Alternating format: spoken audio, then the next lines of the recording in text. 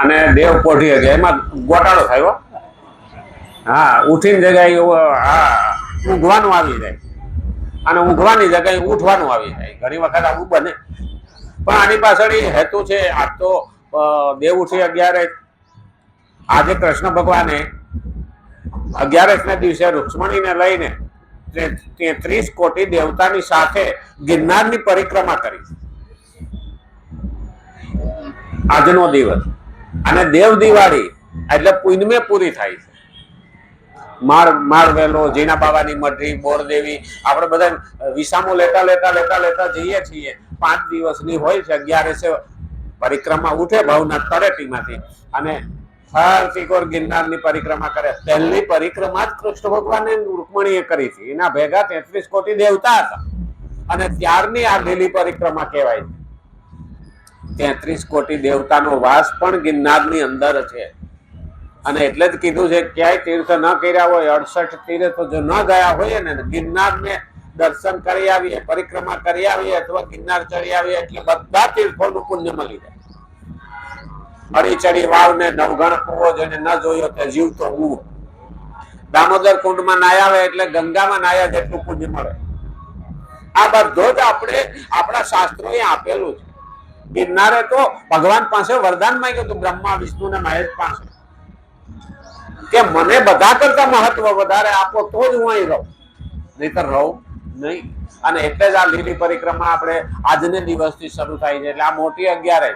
બીજા નંબરમાં ભગવાન સુઈ જાય. હવે એ તો પૈણવા વાળા હતા ને ઉતાવળ કરે. આપણે એમાં શરૂઆત થઈ હતી ને હવે આપણે પૂરું થયું. એટલે શરૂઆત હોય એને તો જલસા જ હોય ને. હા, ઉછળ કૂદ કરે. હા, આજ વરઘોડો છે, કાલથી ગાડી જૂતી જાય, પછી ઘોડા ગાડી, પછી ઘોડો રહે નહીં, પછી ઘોડા ગાડી, પછી પેસેન્જર વધે અને પછી વાહે ઢહળવાનું આવે અને પછી કે કેમ હાલે ઘોડા ગાડી? બહુ હાલે, સરસ. કે કાંચ ભલે પડી ગઈ હોય. હા, એટલે આજનો દાડો એ જલસા કરી લે, વાતે ગાતે કહી દે કે હું એકલો હતો. હા, વાત પછી ધોહરું આવે. હવે એમાંય આપણે પૈણવા જાય તે પોખે આવું. હા, ધોહરું બતાવે કે જો પૈણા પછી માથે આવશે તો કે હાલશે. હા, પછી આર બતાવે, આવી રીતે મેણા ખાવા પડશે તો કે હાલશે. પછી રવૈયું બતાવે, અરે કે વલોવાઈ જાય સંસારમાં તો કે હાલશે. એ કે આ નકતો સમજતો નથી ને નાક ખેંચે. એટલે હાહુ નાક ખેંચવાનું એટલે આવ્યું તો બ્રાહ્મણ તો કે છે કન્યા પધરાવો સાવધાન. આ બધું સાવધાન કરતા હતા. પણ આપણે ભગવાન પહેણતા હોય પણ આપણે કેમ ન પહેણી? આ તુલસી વિવાહ એટલે એ પણ મહત્વનું છે. અને ભગવાન આપણે જયારે દેવ પોઢી 11 કીધું હતું કે બલિરાજાને ત્યાં ભગવાન પાતાળમાં ગયા હતા. આજે ભગવાન પાતાળમાંથી બહાર આવે છે અને ભોળાનાથ અંદર જાય છે. જે આપણે વામન અવતારની વાત કરેલી ત્યારે ભગવાન અત્યારે બહાર આવે, વિષ્ણુ ભગવાન. હવે અત્યાર સુધી વિષ્ણુ ભગવાન અંદર હતા ત્યાં સુધી આપણે અંદરથી પાણી કાઢીએ ને તો સારું ઠંડુ નીકળે. હવે ભોળાનાથ અંદર જાય એટલે એના ક્રોધને હિસાબે, એના ઝેરને હિસાબે, અંદર જે ઝેર છે ને એની ગરમીને હિસાબે શિયાળામાં ઉપર ટાઈટ હોય, પાણી કાઢો તો ગરમ આવે. એ બ્રહ્મા અલા શિવનો પ્રતાપ છે. અને એટલે એ શિવરાત્રી ભોળાનાથ બહાર આવે અને પછી બ્રહ્માજી અંદર.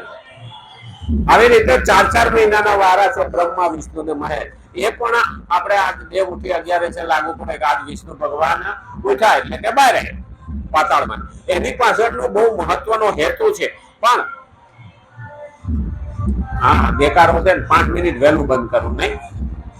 આમાં કઈ સમજાતું નથી. હું મારું જ નથી સમજાતું, બીજાને ક્યાં સમજાય? હા, હું બોલું એ ખબર નથી પડતી. અને 5 મિનિટ વહેલું બંધ કરું છું. અને હા, આવું તો રહેવાનું. મહિનામાં રહે. લગ્નના મુહૂર્ત ઓછા છે ને એટલે પૈણવા વાળા ઉતાવળ કરે, એક જાય બીજો આવે. પણ હવે મંદિરને એવા ડખે ચડાવી દીધું છે ને કે અમુક ફોટા પાડવા બગીચામાં જતા હોય તો વાંધો નહીં, પણ અહીંયા આવીને જે ફોટા પાડે ને બહારો કરે ને, હમણાં બધાને ધ્યાન કહીશું એ બાજુ એ પણ એને થોડા ટોકવા જોઈએ ભાઈ સભ્યતા રાખો આ રીતના ફોટા અહીં ના પડાય એ પણ મહત્વનું